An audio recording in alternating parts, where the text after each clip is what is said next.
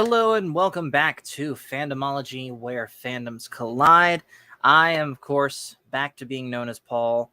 Darth Moochie was a cool idea at the time, but jokes have expiration dates. Anyways, we're going to be talking about episode 3 of Ahsoka tonight, and I have a returning guest that's going to be helping me to do this tonight. Please welcome back Tim, aka Coffee on Korriban. And I feel Hello like there. you play a stinger for me, I gotta play a stinger for you too. So here's this one. After that Great. detour, getting back to the story. Yeah, back to Punch Face. Yes. Yep. I'm just gonna call him that for the rest of the episode. So I'm gonna Padme, rush in and punch his face. so Padme and Punch Face I'm gonna punch him right in the Clovis. Wait, where's that on the bottom? Awesome. Did I do something wrong, or No, did that just play the? Okay, because my whole entire computer went black for a second. No, that you're was good. weird. All right. Oh, and it looks like you're live on your channel too. Okay, cool. Because I was trying to set that up, and then my entire screen went black. Okay. So Well- glad to see that's not the case. All right, for everyone in my audience, we're doing this mooching again, where one of us is streaming and we're going to both audiences. So today we are recapping episode 3, and we'll get into the things we liked, didn't like. We'll go through scene by scene, kind of what we do on this channel. A little bit different than what I do on my Monday night streams, but we're gonna dig into it. I'm interested to see what you thought, because this episode seemed a whole lot more polarizing than the first two. It did. I've already heard some takes from some people. I'm sure I'll see in the chat. Which, if you guys are watching this, you guys, if you want, I'll have you on here. You know who you are. Anyways, hello to Blazerhawk Darren. Thanks for joining. All right, so episode 3. Again, just like last time, we did not talk about this ahead of time. You have no idea what I'm about to say, but I liked this one also. In fact, Darren says coffee is returning the mooch. Yeah, the number one rule of Yes. mooching: what goes around comes around. Mooching right back to you. Exactly. But I liked this one. I don't think it was any better or worse than the first two. I think it's of the same quality. Interesting, because a lot of people changed their opinion. I know I certainly did from what I thought of the first few. So that's interesting to hear how you basically thought it was exactly the same in terms of how you appreciated it from the first one. So elaborate why that is.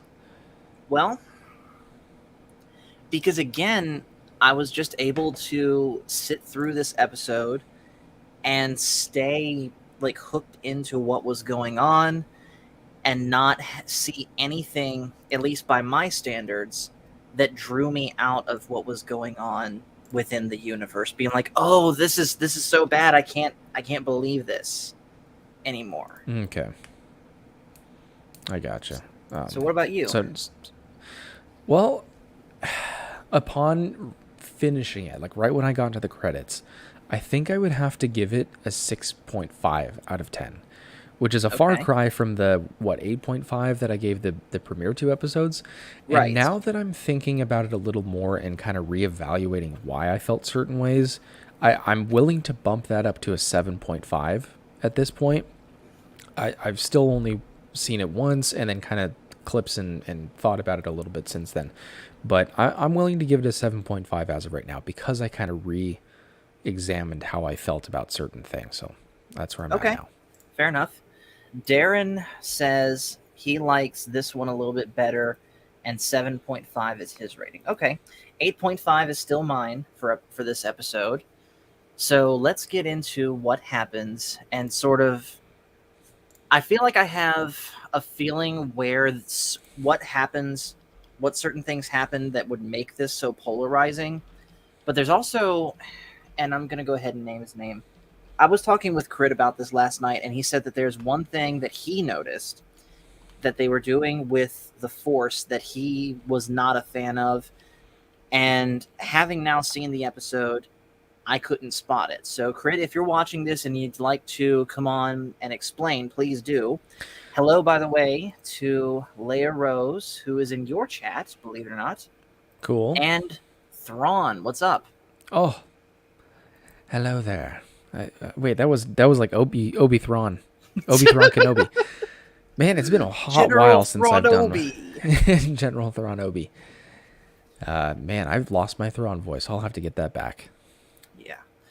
All right. So the episode starts with Ahsoka, Sabine, and Huyang flying through space, and Huyang and Sabine are going through sort of lightsaber training sessions. And I think it's really cool. And I don't remember whether or not he had this ability in the Clone Wars, but Huyang can go Grievous mode and fight with 4 basically practice sabers against Sabine, who's using basically a stick. I know it's got an official name, but I'm calling it a stick. Yeah, it said it in the comments or the live caption, the subtitles. I don't remember what it was. It was like a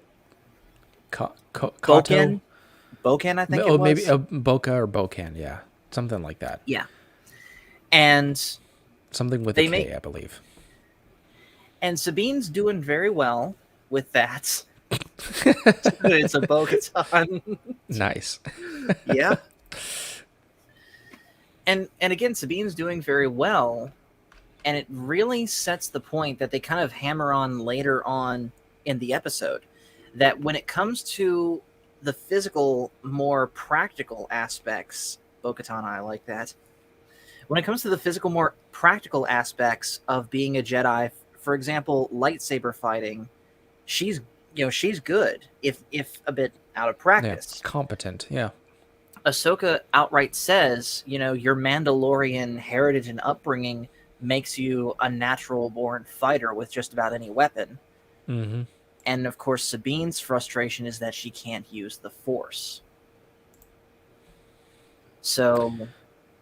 Yeah, and I would say one line that... And we can get into the weeds in just a minute about why this may have hit people the wrong way, myself included. But I think one line that really stood out to me was how she said, I don't need her to be a Jedi. I need her to be herself. And some people, Scoundrels Cantina, love you, bro.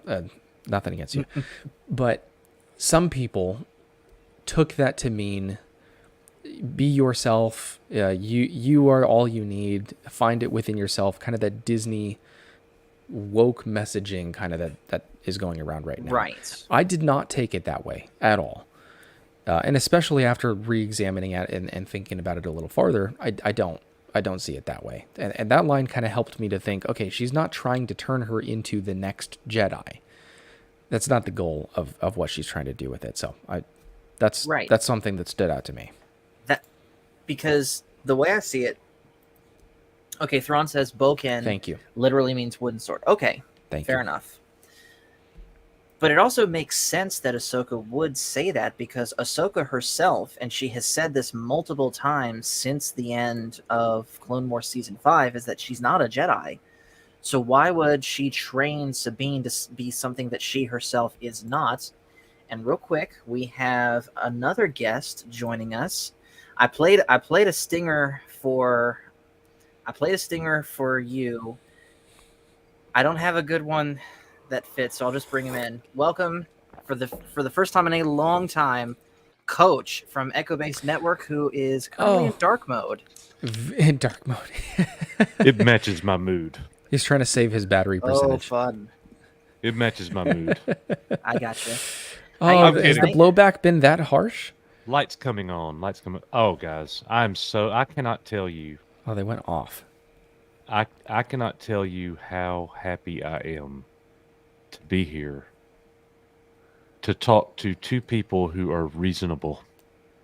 Well, oh man, all we try to do. Well, I want to have you on one of my Monday streams at some point, because I've always enjoyed our conversation, and I feel like I need to give you a little bit of hope. Yeah. Just the little tiny bit I've seen in your comment section. Okay, I look, Paul. I mean, you guys, I'm I don't even know where y'all are in the conversation. I literally just got home from church. I gotcha. But let me just say this first. I'm enjoying Ahsoka. Good. We are too. In fact, I really enjoyed the third episode last night. Cool. Yes. And set aside YouTube channels and fandom and franchise and Disney ownership, and set aside all of that. What it boils down to is, we always say, watch it like an 11-year-old. Yeah. Are you enjoying it? That's all that matters to you. Yep.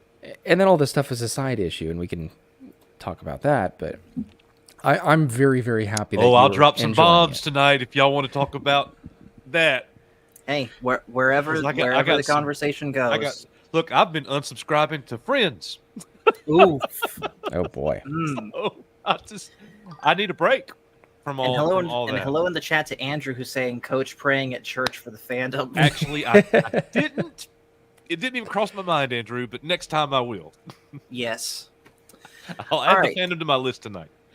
So, Coach, for those that might not be fully familiar, can you kind of just recap for us what your thoughts on the first two episodes were going into the third one? Okay.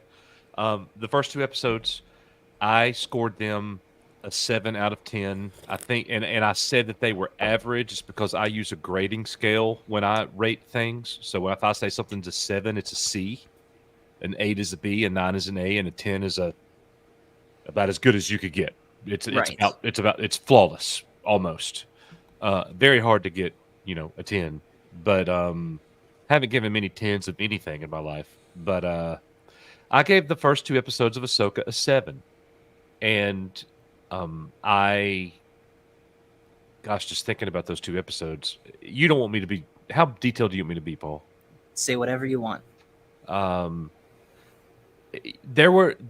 So when Nick and I reviewed the two episodes, we went positives first, negatives second, and then overall score third. Right. I had several positives. There were some negatives in the first two episodes for me. Yeah. And I also take into account the second episode was a much shorter runtime. However, I almost had no negatives for episode 3. It was so good for me. A lot of the things that people were saying bothered them didn't bother me at all. It felt like a Clone Wars episode. That's what I was just thinking about earlier today. Someone was saying that the whole spacewalk and jumping on the wings and stuff was totally out of place and doesn't belong in Star Wars.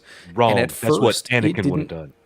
Right. At first, it didn't sit with me well. And then I was like, didn't we have like an exact version of that with Plo Koon and the clones in like one of the first few episodes of the Clone Wars? And we've seen them in their spacesuits many times. Yeah. Yes.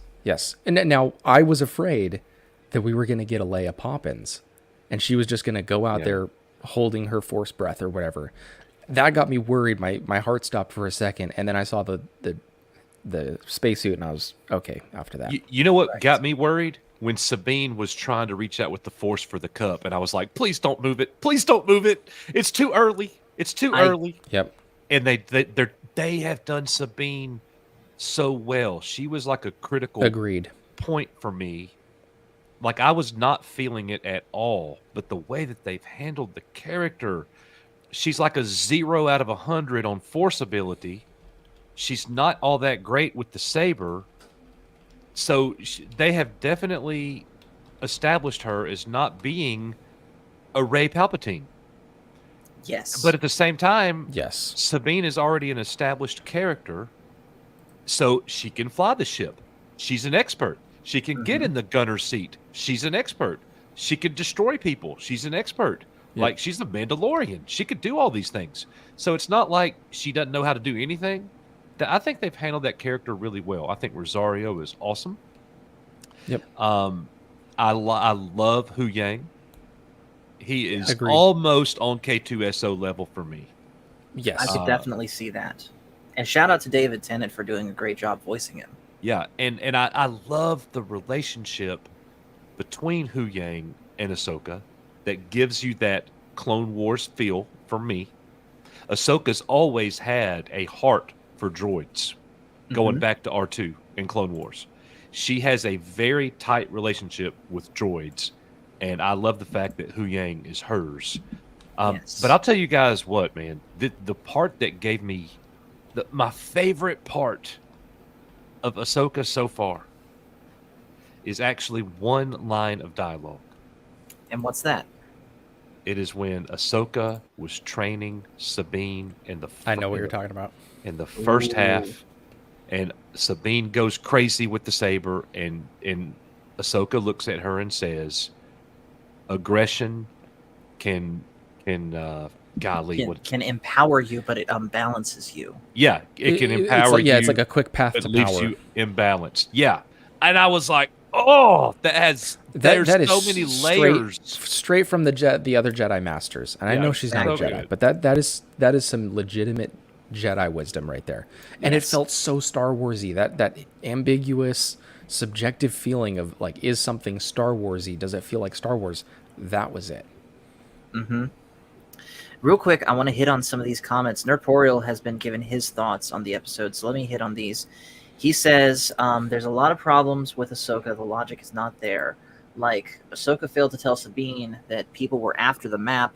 Another shameless borrowing of KOTOR, a map to a person. Force Awakens did that, and it was nonsensical. The only thing positive was the look, the message, greed is bad. I can definitely see where you're coming from. He also says, Here's one thing I do want to say that I've been kind of stewing over in my head the last few days. A lot of people have been calling this map a MacGuffin. Sure, I'll grant you that. But their main criticism of it is the same as the dagger from what is it? The Rise of Palpawalker, yeah, which was, how would that ancient sword that has been on wherever it was point to the location of the Death Star, and the times don't line up. I don't see the same issue with this star map here, because all that map is pointing to is probably the closest galaxy, or whatever the best hyperspace route to the next place would be. Where do the Purgils travel from that planet, or from that galaxy, the Star Wars galaxy that we know, to the next galaxy? That's probably what the map is showing, rather than actual Thrawn's location. Because then, yeah, that wouldn't make sense. So I feel like a lot of people haven't been thinking about that way. He also says that Hu Yang is basically Mr. Ollivander, and that Filoni borrows too much from other film franchises. He needs to read Joseph Campbell. Hu Yang is an established character in Star Wars. He's not new. Right. He was in He goes he was back in 15, Clone Wars 15 years ago. Like, he's been around. mid Clone Wars season 5 is when Yeah. we first meet him, because it's He, that he arc. took the younglings to go get their sabers. Yep. On Yeah. Ilum? Yes. Cool. I didn't know that. I haven't seen all the way through Clone Wars yet, so Let's see. Darren the says, show needs to state that. Oh, depending on what you were talking about, yeah. right. Darren says that Ahsoka was basically trying to impart a little Miyagi wisdom about balance. That is And she true. told so much in so few words too. Yeah. And that whole scene in general, because we're kind of recapping scene by scene what's going on, Coach. And we were at the scene where Sabine is training with Hu Yang, and then Ahsoka steps in, and we get that little callback with the shield down. I can't see anything. How am I Yeah. supposed to fight? Yeah. I was literally expecting Ahsoka to say word for word, "Your eyes can deceive you. Oh. Don't trust them." That's what you said in your review, Coach. I watched that earlier. I was going to cringe. I didn't want to hear it. I don't know why. I can't explain it. But I'm glad they went the way that they went. It was like a Yes. soft Easter egg. I like that. Yeah. Mm-hmm. Real quick, hello to Quinlan Voss, who says, with Jason Solo, in the sense wanting to be a Jedi, do you think he will join Luke's Jedi Academy? If not, who will train him? Jason Syndulla? Yeah, it's got to Oh, be Jason Syndulla. maybe. And I'm saying Or this maybe when he's old enough, be under the tutelage of Ahsoka, because that's right. You know, it's an interesting Really, thing when you're bridging these two different components, eras, periods to Star Wars Hi, Tim's dad. that don't necessarily match up. Like here again, you know, the Senate literally told Harrison Dula, you know, you were so great in the battle against the Empire, and I'm Mhm. like, she was, like, I don't remember her in the original trilogy like at all. That is Yeah, true. there were also other fronts of the battle that we didn't get to see other than Sure, the sure. major. Kind of like in Lord battles. of the Rings, while the quest for the ring is going on, and you have Aragorn leading the armies to the Black Gates. There was a big battle going on, say at Erebor, involving the descendants of Thorin and Bard. Yeah, and for all we know, that the ghost, past what we see in Rebels Season 4, could have been doing, attack runs on certain military outposts of the Empire, doing supply runs, more covert operations than the main Echo Base battle on Hoth. Hey, easy. The 2 Death Stars. Don't you get my name out your mouth. I don't see. There's no slapping on this channel. So I'll tell you guys one thing that worries me a tad bit. Mm-hmm. And I don't. The thing about it, man, when I'm watching Star Wars, I don't know how I'm going to feel about it until it happens, or if it doesn't happen. But I'm afraid, and this might not happen. This might turn out to be good. This could turn out to be something that is such a positive thing for Star Wars if they do it. Mm-hmm. And I don't know how you go about it. But in the next 5 episodes, at some point, they have got to mention at some point, some way, somehow, show us, say their names, something about Luke and Leia. I agree. If they don't, I feel Yeah. it's incomplete. There's not enough bridging it to the established lore. Yeah. And if it's that's funny. not the case. And it's funny you mentioned that, Coach, because on Tim's channel, like the 2 streams that me and him did together leading up to this show, one of the things that I said that if I was making this show, what I would do, in fact, I all but made this a prediction, is that I wanted to see a scene between Luke and Ahsoka where Luke tells Ahsoka that Anakin was redeemed. Yes.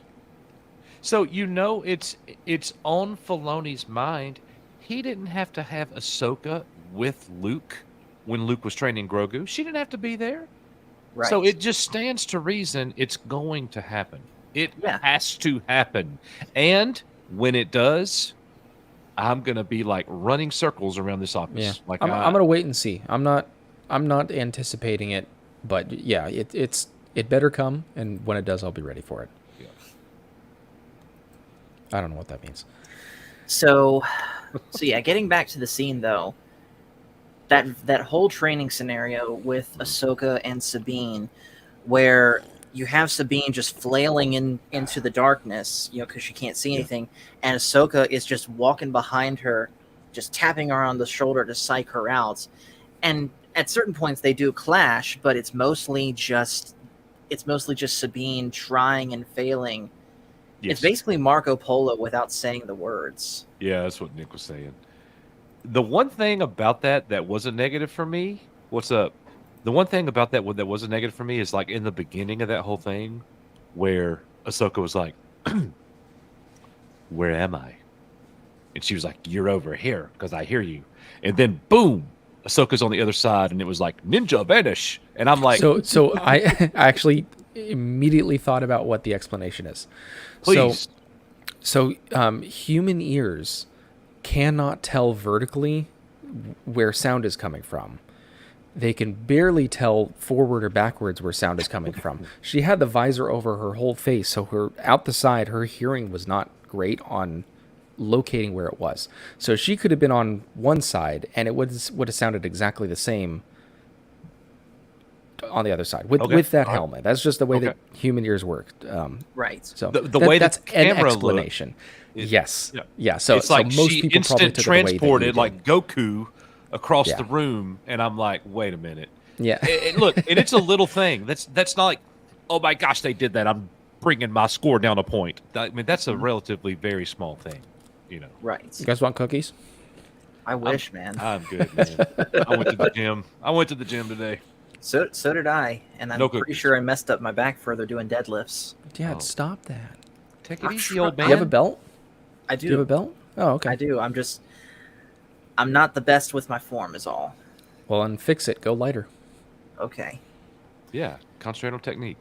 absolutely. Power is nothing without control. Thrawn says, "Hey, coach, is that an official the Force's female cup you're using there?" Wow. Oh, Wow. Versus You I know got I like will come for Vader's you, castle Thrawn. over here. Think about the text message you got earlier. I will come for you. I love it. And Darren said regarding the whole Anakin and Luke and Ahsoka thing, it'll be nice, but I don't think it'll happen because KK will not want it to happen. And yet we got Andor. Yeah, the True. thing about that is, and I totally respect that opinion, and I get exactly why so many people say that. But it's like, if right now, like the haters of the show, and I'm not going to mention anybody specifically by name, but like content creators, media, the haters of the show are all on board because the show is like apparently average, and because it's average, it's terrible. Mm-hmm. And so they're twisting the narrative that way, and they're saying, I've seen 3 different videos from people whom I know in the last 3 days make a video that says Star Wars is dead. And I'm like, that's reductive. We talked about that last week, Paul. We did. 14 million people watching it is not dead. And if it's dead, why are you talking about it every day? Yeah. I made this point. When people say Star Wars is dead, I know where their headspace is at. They are wanting the revival of the Star Wars we've gotten in the past. Mm-hmm. That is not going to happen. We are not going to get another Return of the Jedi. Nope. Yeah. It's not possible. And so for people to say, is this going to save Star Wars? No. Is it going to kill Star Wars? No, because that Star Wars is gone forever. It's very unlikely. It's just such a reductive argument to make and say that this show killed Star Wars or Star Wars is dead now. Well, it's not the same Star Wars. It's going to be... now, if they come out with a show and it gets like 100 viewers, I mean, we can call it dead at that point. Yeah. Right. The reception that this is getting, and we also have to keep in mind, the loudest voices are the people that have the most against it.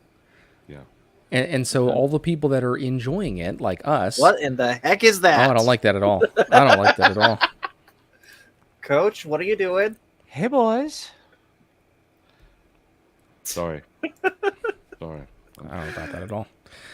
That was weird. Hey, listen. So, like, but my point is, like, all the people that are saying that right now, let's just imagine, okay, that Ahsoka was overwhelmingly a 10 out of 10 for like 90% of the fans. It's the greatest live action Star Wars we've ever gotten. It's Return of the Jedi level enjoyment.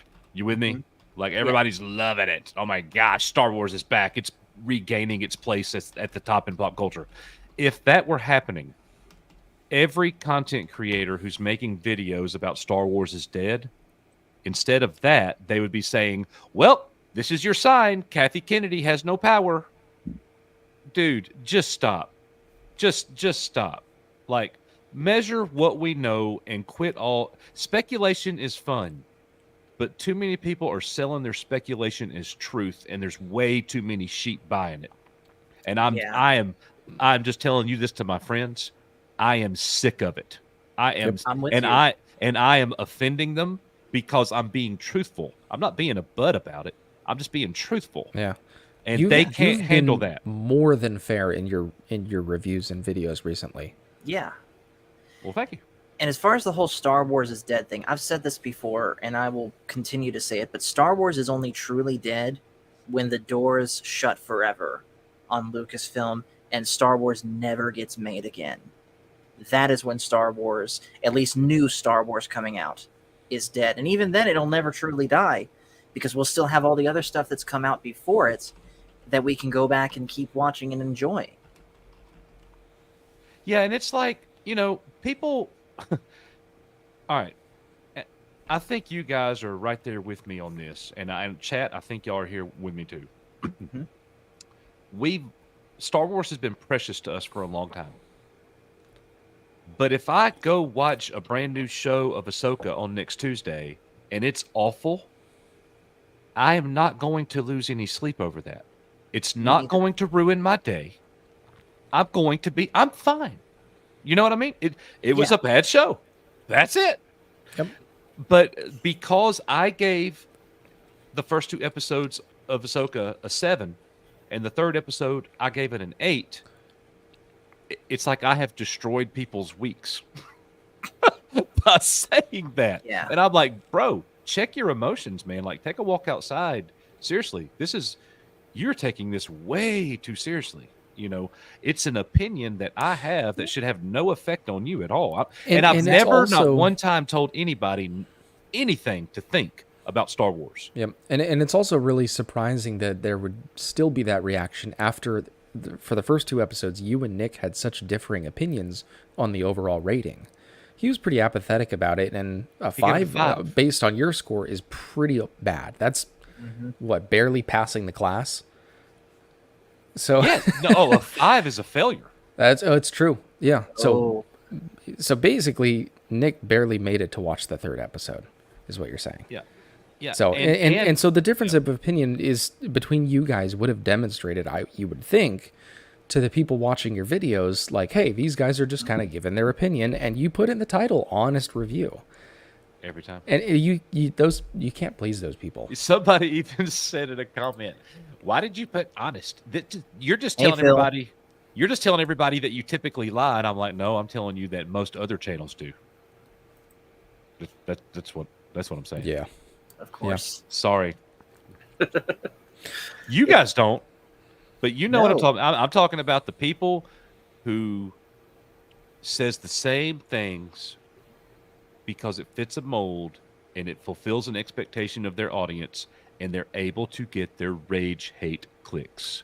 Yep. And because of that, it's very lucrative and they make a lot of money. I texted Nick 2 days ago and said, "Bro, we should have just started hating everything 4 years ago." Pretty sure I'd be at like 50,000 subs by now if I did that. Exactly. You would be. Because our culture is sick. Our culture is sick with hate. Yeah, And that's not fun though. It's That's not not fun. It's not. I want to talk about stuff I like. No, this is fun. Yeah. This is what I live for as a Star Wars fan. Just talking with you guys about if we were in person with our little action figures sitting together got around the first pick. table after I we got ate first. pizza rolls. Phil says, go. "I have never seen anything so scary as I see on this panel. Hashtag don't Bye. tread on me." Supposedly that's a racist Ah. flag. Ties to slavery. That's what I just did, Andrew. Here you go, Andrew. Bye. That is I perfect. don't know I'm what gonna that clip is. that. But yeah, getting back to the show, after we're done with the training stuff, which is really good, and yeah, we do get a tease of Sabine moving the cup, but it's not paid off yet. I do think it's going to happen in the finale, though. Yep. Hmm. But we see Hera, and she's talking to Mon Mothma and the council, and you especially pointed this out, saying, Tim, that this could possibly sprinkle a little bit of Andor into this show because you have the same actress playing Mon Mothma. Did you get what you wanted as far as that goes? So I loved that scene. The whole quip of her saying that, so what, you just sat on the sidelines and waited for who the winner was going to be to join that side, was Bang. excellent. That cut right to the heart of the whole deal with that. And I loved this scene in general because it shows the cracks starting to form in the formation or in the foundation of the new republic. yeah, It's not going to be a perfect government, and it is doomed to fail. And now that's going to upset some people because they're saying, "Oh, well, you're just playing into the leading up to the sequel trilogy." we kind of have no choice. I but mean, to play yeah, into the that's sequel just trilogy. I've accepted that that's where it's all going to go. Always with the white cape. I can't Yeah. help it. I can't help it. Hey, Dang. it's fine.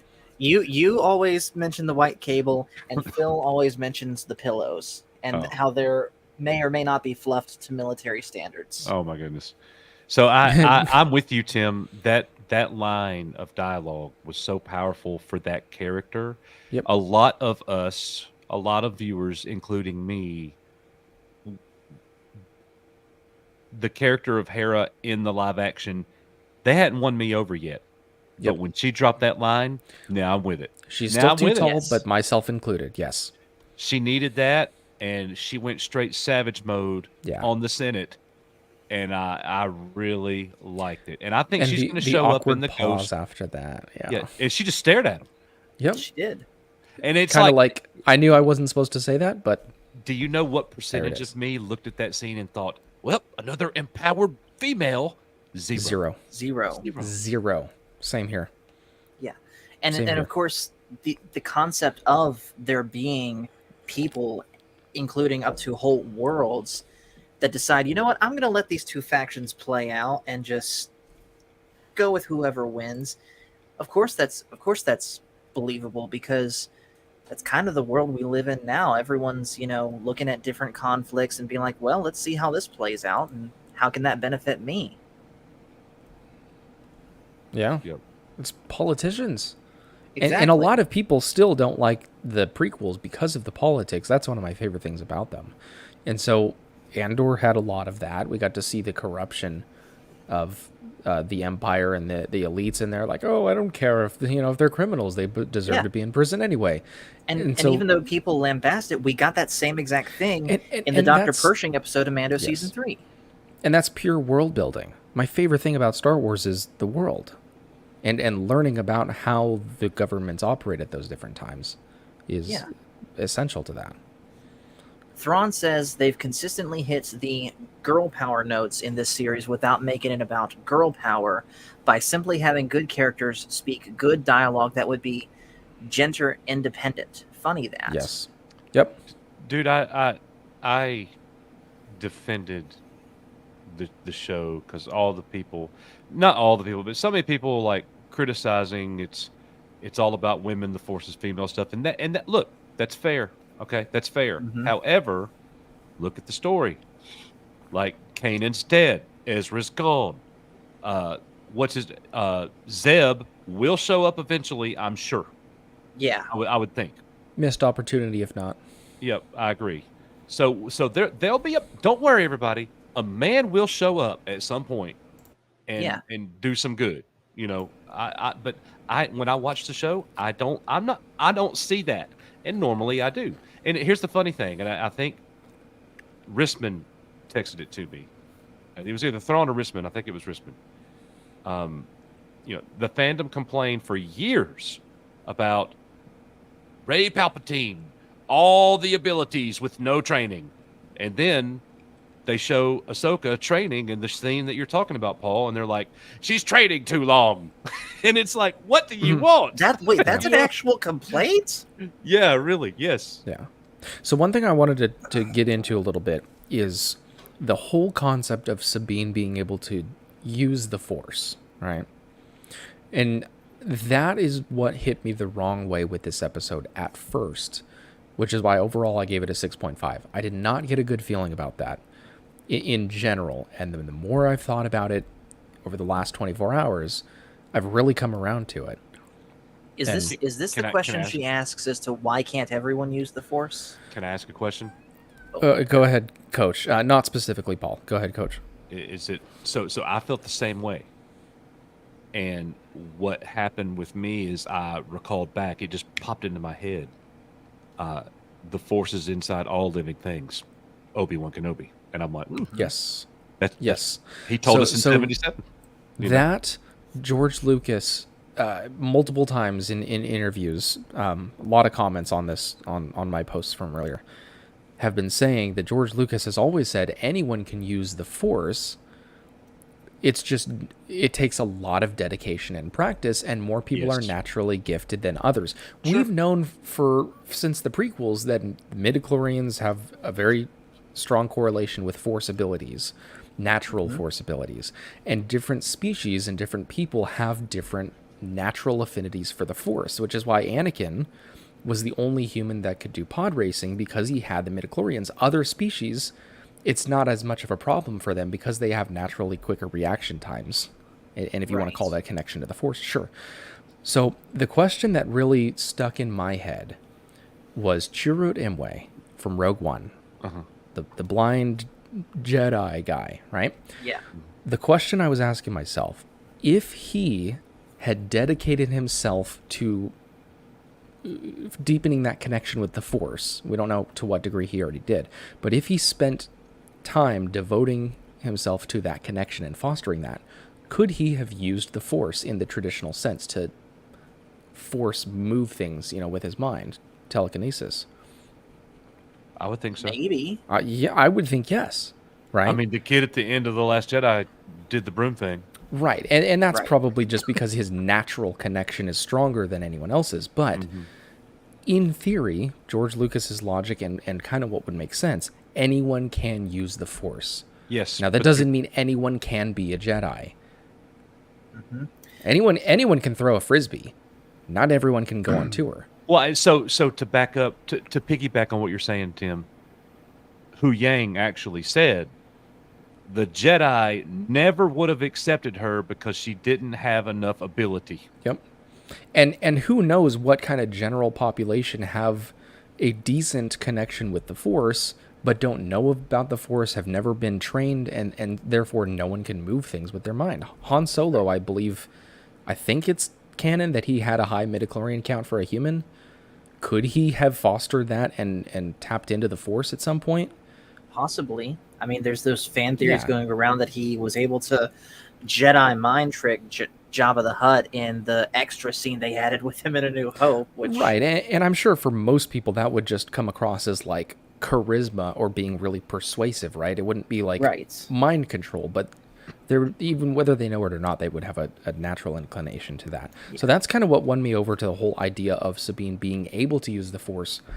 What will ruin it for me, and I agree with everyone else in a lot of the comments, that having her not move the cup was a great decision at this point. What I don't want to see is for her to pick it up really quickly or to be very powerful in it. I agree. Like a big tower is about to fall on someone, and she all of a sudden taps into her inner self and catches it. Don't do that. I said Just don't. on one of your streams, Tim, here's the exact scenario I would do. And Thrawn, I'll read your comment in moments. Here's exactly what I would do. That scene where she is dueling with Shin in the forest, basically have it where she is literally backed against a corner, has no way out, and so in a move of desperation, she basically just uses a powerful enough force push to push Shin away. That's it. I would be okay with that. And Thrawn says, hot take, I absolutely love the dichotomy with Sabine and that they are addressing it head on. No chosen one, no Sith granddaughter, no high concentration of microorganisms. Yeah. And I'm sure she probably would have a higher than average midichlorian count just because she's so good at combat and she's a Mandalorian. So we'll see if they address that at some point. Right. Phil says Disney story will end up for this show will be Omega will end up being a Force user and the Sith Eternal. Oh boy. Yes, I'm saying Omega will appear. We know Nick would be a great big fan of that. Omega is the reincarnated Darth or Lord Vitiate. Something like that. All right. So anyways, the next big scene that happens after this, after we get that scene with Hera talking to her son, is we get the scene of basically the space fights where Ahsoka, Sabine, and Hu Yang pull up on the Denab system and they're completely cut off from everyone else. Their comms are jammed. And suddenly we've got Marok, Shin, and other fighters engaging them in a dogfight. And during this, we see some pretty good piloting and shooting down from Sabine and Ahsoka. But at some point, their ship's disabled, and we get that spacewalk scene that we were talking about. And again, I remember talking about this last night. In fact, this was on stream. Go back and watch the Batman stream we did last night. You'll see plenty of rage, by the way. But Crit mentioned how he wasn't the biggest fan of how they did this scene and how it didn't make sense that Ahsoka basically had gravity, was just standing on the ship instead of, I guess, floating off. Magnet and boots. kind of likened it to the spacewalk scene in Star Trek First Contact. Yes. I don't know about that, but I thought she was wearing magnet boots, part of the suit. I think Yes. she was. She was. Because when she was floating off, she said like, "Here, I got you. I'll pick you up," and swung the wing. And as soon as she touched the wing, she was able to run back inside. Right. Probably my one knock is maybe they could have shown like an activation of the gravity boots to make it just a little bit more clear what those were. But again, that's just like a minor nitpick for me. I didn't even question it. Like, to me, it was obvious they were gravity boots. Right. Yeah. As soon as it touched the metal surface, she was locked in. Yep. So again, a great showcase of more of, Ahsoka's skill that she's fostered over the years. The fact that she was able to deflect ship fire, like rapid ship fire with her lightsabers. And of course, Sabine able to get the ship fixed and all that. And they land on Denab, and we get our first up close live action shot of the Purgle, which, as someone who admittedly has not seen the end of Rebels, I don't know what I was expecting for. I knew they looked like space whales, but I was still surprised at exactly what they looked like. Like if you took Huge. a humpback whale and gave them squid tentacles. Captain, there be whales here. Yep. Yeah, they're way bigger than I had in my mind, and I know they're large, but Oh yeah. I forgot they were that big. Like, remember in Mando season 3 when Mando and Grogu are going through hyperspace and we get like the blurry thing of them? Yeah. And then here we're like up close and personal. That I thought was really great. cool. The scene was awesome, and the fighting all around them I thought was really good. Yes, it was. We also get our first spoken dialogue from Marok, and apparently Sam Witwer is credited as doing his voice, and a lot of people are speculating that this is Starkiller. I don't quite believe that. I don't think Disney would canonize Starkiller because hot take, even though he's a better character, he was just as OP, if not more OP than Rey was.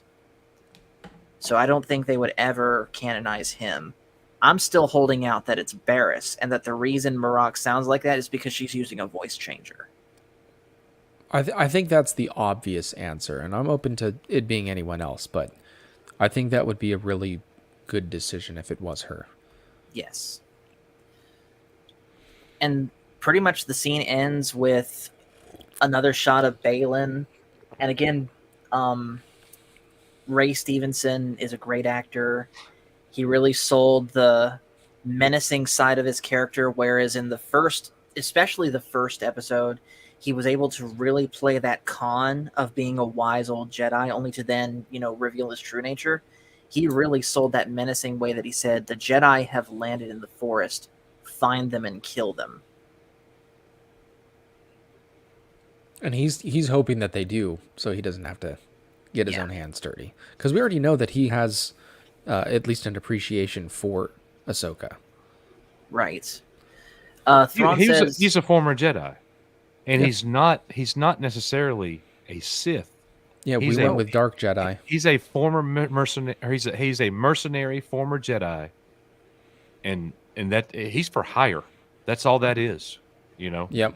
Yeah, he has no allegiance to Elsbeth other than his own quest for power from Money. Thrawn, whatever that is. right. And money, sure. Speaking of Thrawn, he says, rewatching that scene, they're also in orbit over a planet. There absolutely is gravity anyways. Okay. I could believe that. Yeah, but if Also, you're orbiting with the planet, I don't know. hello to Indiana Smith, who says there's always a bigger whale. And hello to KG earlier, who says that they're on the Starkiller train, but they got to make him cooler. Yeah, If I it is think it's Starkiller- too mild of an introduction for Marok for it to be. I agree. Starkiller. Galen Marok. So I don't think we'll ever see Starkiller in live No. action. I agree. no. So that's all that's all that I can think of as far as what happens. Did I miss anything? I really liked how they, in the schematics of the space ring, the hyperspace ring that Hu Yang downloaded, I really like that they gave us a time frame. 6 are in place. They need 1 more to get this thing operational. That's our time frame. We need to do the thing before this happens. There's so many shows that I see that do not have a time frame, and everyone's running around, and it's literally the meme. Why are you running?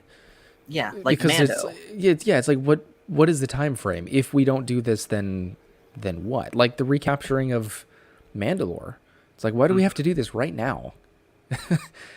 It's like we discovered our homeworld. Let's go back in there and take it back. It's like there's no time, there's no scale of why we need to do this now. But seeing that 1 more hyperdrive put in place and this thing's operational and they get Thrawn back or potentially get Thrawn back, that's our time frame right there and what we need to get it done by. Exactly. Let's see. Thrawn goes on to say, so for example, the gravitational force in orbit around Earth is about 4 to 6% less than Earth's surface. You're lighter, but you're still pretty weighted down. Yeah, but I mean, yes, but the ship is still orbiting, and by definition, it's falling at the same rate as the Earth is curving away from it. Therefore, no gravity is felt. right. So, again, it was a great scene. It's not Earth, though, so I don't know. Yeah, maybe could have just explained just a tad more, at least for me. Let's see. What is this, Coach? I put this poll up earlier today. Now, granted, it's not on like Coffee on Korriban level polls, but I got 800 votes almost. And you see, I was getting like 10,000 per poll. I know during Andor. Insane. It was wild. Ahsoka episode 3, 45% of the people said it was good or great.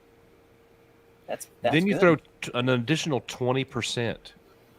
So 2 out of every 3 people said it's either average to great. Let me And pull then- up my poll and see what that looks like as well. I mean, I'm very pleased with that number.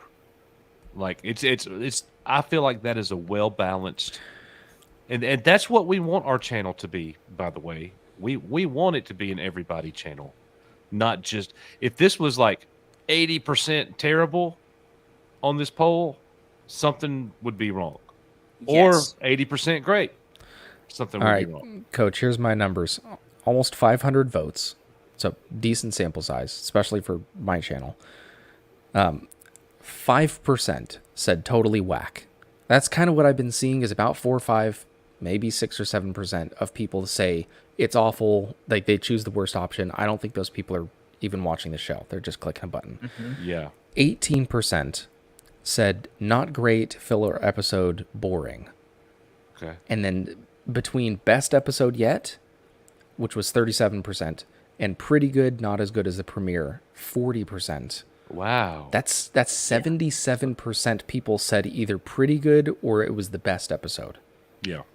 which I is should do a poll really like this on my strong. own. It's really strong.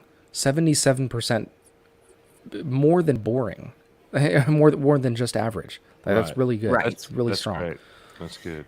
Andre Oliveira, forgive me if I said that wrong, says, question, so far, are you liking Andor or Ahsoka more? Ahsoka, no question for me. Andor, Ahsoka. no question for me. Ahsoka. It's the first 2 episodes of Andor compared to the first 2 episodes of Ahsoka. Yes, and No, I did no say compare. this on Monday, I believe, Paul, in that Yeah. the first 2, and that's why it was a great decision for them to release the first 3. First 2 episodes of Andor, I wasn't won over because I had been hyping up Andor for probably a year prior to it coming out. Since I started my channel, I said Andor is the one to watch out for, and those first 2 episodes, I was like, I mean, it's pretty slow. I see whatever everyone's complaining about. And then we got kicked off. And of course, I loved it. You guys know that. Sure. But at this point, for the first 2 episodes, I would have to say Ahsoka's more interesting. After this 3rd episode, it's not even close for me. Andor was far better for me. It's Okay. Ahsoka for me. Andor, one of the problems about Andor was me getting up at 2:00 in the morning to watch it. That's why I didn't. Yes. The But reception for that's Andor not, probably that's would have not been the better kind if it of was on this show. release schedule. No doubt. That is not the kind of show you want to get up at 2 a.m. and watch. Like, No. I might as well be watching No. Steel Magnolias. It's moving slow. Yeah. And I think that it took them way too long to change the release time to night. Like, why were they so set on having it be a midnight premiere? Us East Coast people, I'm not waking up at 3 a.m. to watch that. Yeah, that And then ain't what? worth it. It's an hour-long episode, and then what? I go back to sleep for 2 hours before I go to work? That's not going to work. So Yeah. for them to change it, and I talked about this a couple weeks ago, or last week, man, it's only been a week and a half. For them to change it like this is allowing Ahsoka, the episode, to be an event. You're like, hey, everyone come over to my house, and we'll all watch it on my big screen or whatever. I'll put up the projector or something, as opposed to waking up groggy the next morning being like, oh, yeah, I saw it. What did you think? Oh, I didn't stay up. I was too tired or whatever. So now it's actually able to be an event, because how many shows in the past, The Walking Dead or Game of Thrones or whatever, that had those weekly releases on cable television, but they would release at 9 o'clock Eastern or whatever, and it was an event. Everyone would know this is the day. Don't bother me on Wednesday evening because I'm going home to watch this show at this time. So I think that's really going to help Ahsoka's mass appeal, and I don't know why they didn't do it sooner. And in case we didn't say it when we last discussed it, I'll go ahead and say it now. I hope that this model of releasing it at 9 p.m. on Tuesday instead of 3 in the morning Wednesday, It's so I nice. hope that this is not just a one-time thing, that this is the model that they go with. Andrew just posted a really interesting comment here. He says, Nick legitimately appeared before me in a dream on the premiere night and told me not to wake up to watch Andor. So I did. This actually happened. Never went back because of said dream. Wow. Now, if anyone in the chat has not seen Andor, and I know I sing the praises of Andor a whole lot, give it a chance. At least watch the first 3 episodes. It is slow by entertainment standards. It's so rich and detailed. If you like the type of shows that are very character, dialogue driven, very introspective, Breaking Bad type shows, where you're not going to get the payoff every single episode, check it out. It's very well crafted, and I think it'll be worth your time. Right. All right. Well, I think that is all I can think of to talk about as far as this episode. Anything that you guys want to touch on before we sign off? I think that was pretty much the main deal for me, was the Sabines' force ability. And to Andre's comment, we were talking about that earlier. I think kind of the consensus was everyone can use the force. It's going to be way easier for certain individuals, and most people would never know to try to foster that connection. And it takes a lifetime of practice and dedication. Yeah.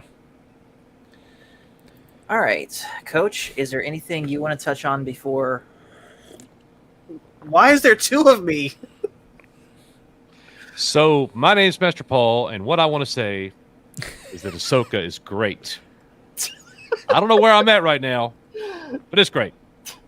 That was for the stream that we did from this past ICC that Friday night down at the Hilton. That's pretty fun. So I do have one last question before we go. We haven't fully ironed out the details yet, but I believe when I go see Tim in a little less than a month, the 2 of us are going to be playing disc golf together. And as someone who has played disc golf, assuming him, I'm not in the hospital with the true baby. That is true. But if it happens, how do I take him down? What's his weaknesses? You ain't. So no. So here's the catch, and this is all dependent. Only with prayer and fasting can you. Through prayer and supplication, let your requests be known. Yeah. So the kicker for that is we're gonna have a wheel. It's probably just gonna be on the phone, and it's gonna have different shots: forehand, roller, For putter, left-handed, not for him. disc upside down. Yes, for me. You're still. He Gonna plays regular. Win. You're Yeah. still gonna win. I'm still gonna win. You're still gonna I'm still gonna win. If you didn't win, I would be disappointed. Now the question would be: do we film a full 18? It's not. It's nothing do we against film you, 9? Paul. Like disc golf is a skill sport. Yeah, Right. It's a skill sport. it's a game of percentages as well. If Darren you, says just take Stick steroids. if you've never played, you cannot beat somebody that has a clue what they're doing. Right. Because You could play with a mini and beat a noob if you know what you're doing. Tim can launch it, and he's good. And it'll be a level playing field because it'll be a course neither of us has played before. that ain't Yeah. a level playing field. Yeah, you're right. I understand. Darren, Well- that's assuming I don't already. Let's see. Donald's talking about the whole Force thing. That doesn't jive with what Lucas established for. Yeah, it does. It jives with Lucas's own words. Yeah, the Force is an That's energy what we were field talking about earlier. created by all living things. It All living surrounds things. us, penetrates us, and binds the galaxy together. So, thank you it's- guys. So the Jedi is a code that Force users belong to and follow said code. Yep. That's what a Jedi is, not Force user. It's a particular branch of martial arts, if you want to put it in those That's it. terms. Yeah, That's it. same with the Sith.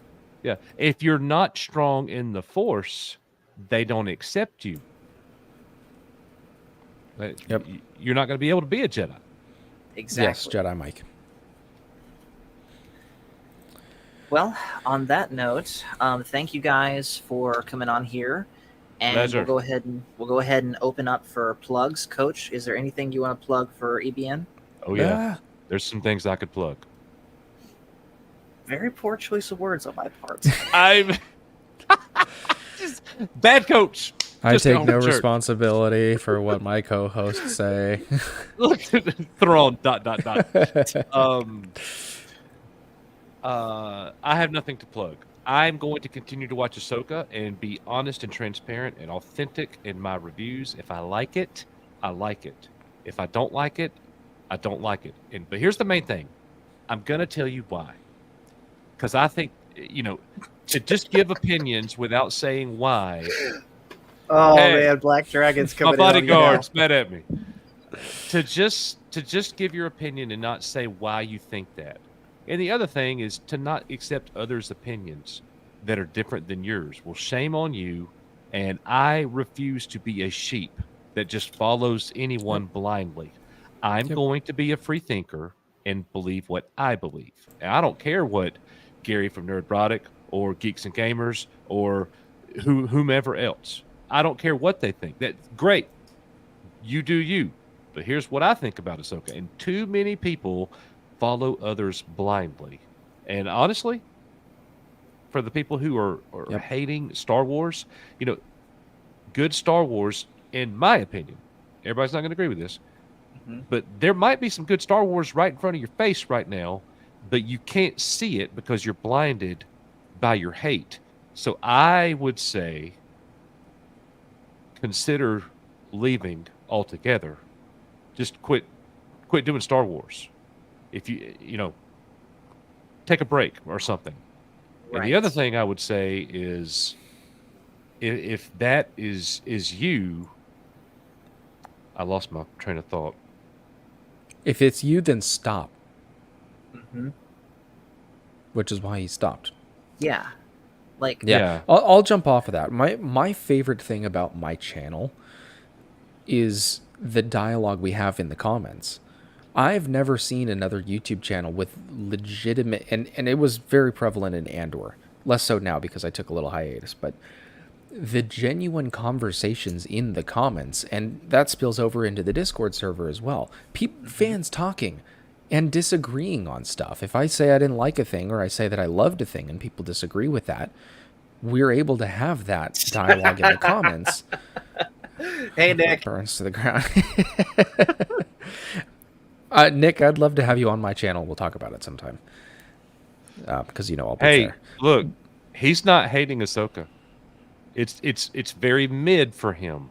Right. I know, remember Which seeing is that first video y'all extremely valid. And the people who say, and Nick said something in our show, our review the other day that I could not agree with more. Star Wars for the majority of our life has been the gold standard. It no longer is. did. So the measuring bar for Star Wars is insanely high for anything else, but it's been so bad for so long that they're giving us a solid show right now, and we're like, yes. And people are like, Coach, that's why you gave it an 8, because you're in starvation mode for decent Star Wars. Well, you just got decent Star Wars and you gave it an 8. By decent Star Wars, you mean like anything that we're actually having fun with? Yeah. Yes, exactly. Like, it doesn't have to be the best Star Wars ever. We already talked about that earlier. We're never getting Return of the Jedi again. Well, We're never. and For me, I'm never getting the prequels again. And everything can't be a 10. Right. It just can't. If everything was a 10, then and I feel like that's what The Mandalorian in the first 2 seasons did well. Yeah. Good, solid episodes with an occasional great one. Yes. That's what that's what Ahsoka needs to do. Yeah. But and the way that go ahead. No, the way that I grade shows, and you said you do like a teacher's grade.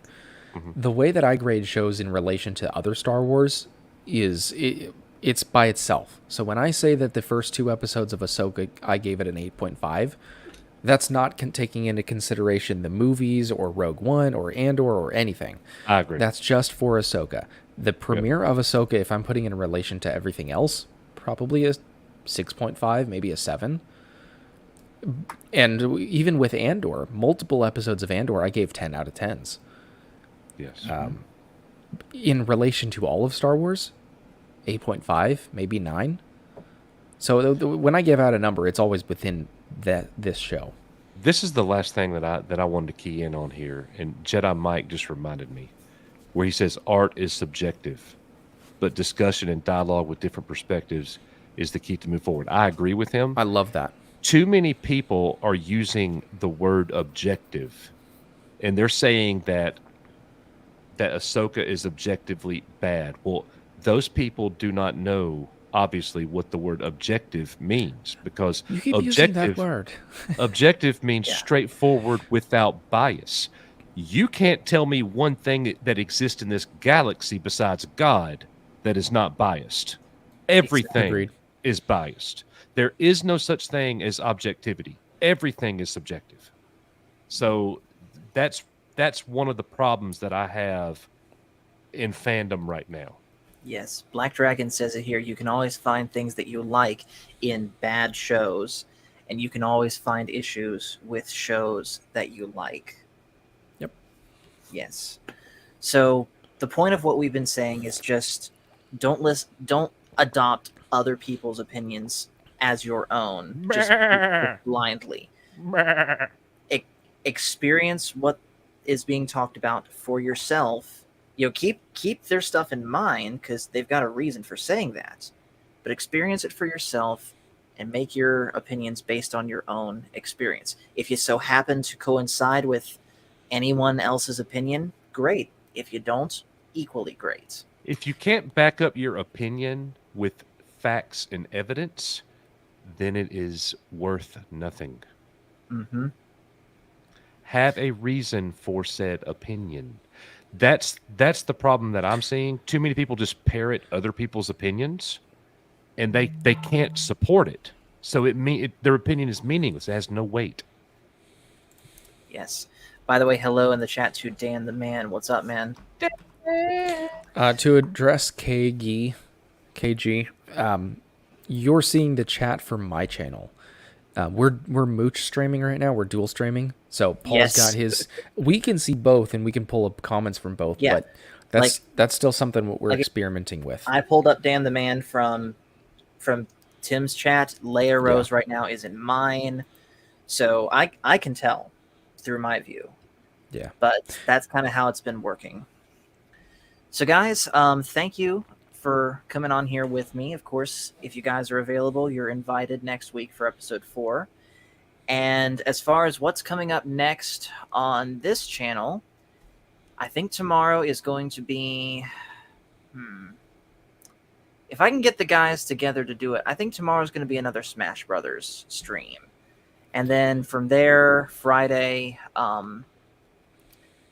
Honestly, I don't know. I'd like to try and bring back Animation Friday at some points and keep going back over Transformers. I do want to bring back Tuesday Night Trek. So I got to figure out the logistics of all of that. And Thrawn is asking you, Tim, to link. Oh, Black Dragon already did it. Yes. If you guys, everyone watching this, if you are not subscribed to either of these guys, either Coffee on Korriban or Echo Base Network, make sure you guys are subscribed to them, especially these two guys. Especially these truly are some of my best friends on YouTube. Coach and Nick, I have said multiple times, was my inspiration for starting Fandomology. Yep. Nope. I'd say the same thing. And I wouldn't have started my channel if it wasn't for Echo Base.